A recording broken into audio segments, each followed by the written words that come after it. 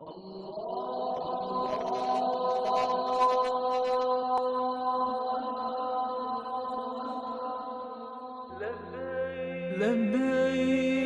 know, when a doctor tells you, Allahu Akbar, and I've given this example before, when a man's heart suddenly fails and he gets a pain and he drops, then they pick him up and take him to the hospital, and the doctor says, you know what, you've got to give up smoking. Wallahi, 9 times out of 10, if not 10, he gives it up. Why?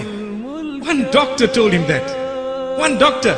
But for Allah subhanahu wa ta'ala, how many of us are ready today to say this habit is out? There we are. How many? Allahu Akbar. Are we waiting for a little heart attack before we can give up a bad habit? When Allah subhanahu wa ta'ala says, no, don't wait for that. I give you good health. But whilst you're in good health, leave that. Allahu Akbar. This is why we say, some people turn away from Allah. They don't want to worship Allah, neither in Ramadan nor outside the month of Ramadan. So what Allah does for them, He gives them a favor. What is that favor? He makes them sick and ill to the degree that the doctors cannot help them. So what do they have to do? They are forced literally to say, Ya Allah, for the first time in their lives, raising their hands and coming salah early, mashallah. That is cheap. Wallahi, cheap meaning we are still fortunate that we haven't died before we raised our hands to Allah. But the question I have, should we wait for something to happen to us before we're going to raise our hands?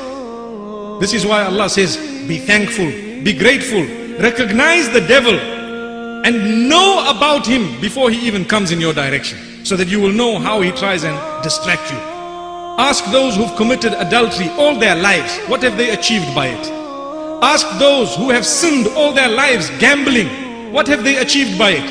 Ask those who have sinned all their lives by stealing, cheating, conning, deceiving, by engaging in all sorts of other sins, whether it is drugs and alcohol. What did they achieve by it? They achieved what? Momentary joy.